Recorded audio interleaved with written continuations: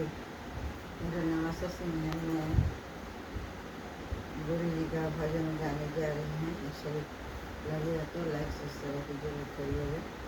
Comment में लिखिएगा। धन्यवाद। रौरे देहल का गुरु जी मानुष के ताना हो, रौरे दिहल का गुरु जी मानुष के ताना हो, करी देनी माया के बाजार हो, रच देनी माया के बाजार हो, केहू के हाथी घोड़ा दियानी, केहू के मौलाया टारी हो, केहू के उड़े के जहाज हो गुरुजी, केहू के देनी गुरुजी, केहू के देनी गुरुजी हाथी से घोड़ा हो, केहू के मोल आटारी हो, केहू के देनी गुरुजी उड़ के जहाजिया हो, रच देनी माया के बाजार हो गुरुजी, रच देनी माया के बाजार हो गुरुजी, केहू के ना देनी गुरुजी घर पेट खाना हो, एक एक रोटी केला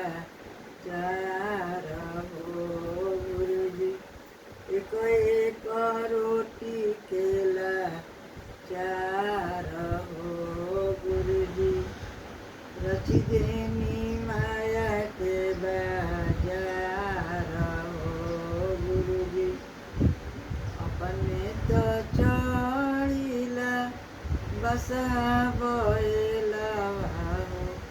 घूमिला सौंसे जहान हो गुरुजी, घूमिला सौंसे जहान हो गुरुजी, रच देनी माया के बाजार हो गुरुजी, रच देनी माया के बाजार रौरे ही माया के बजरिया में हमरो मड़ैया हो,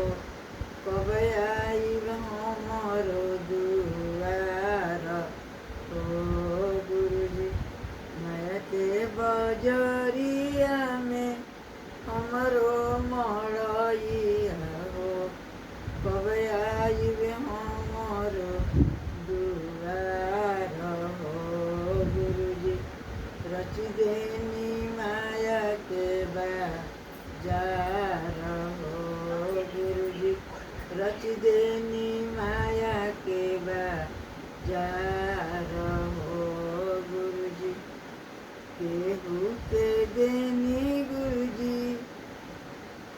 केहू के देनी गुरुजी साटंदर सावा हो, केहू के फटही मुहार हो गुरुजी,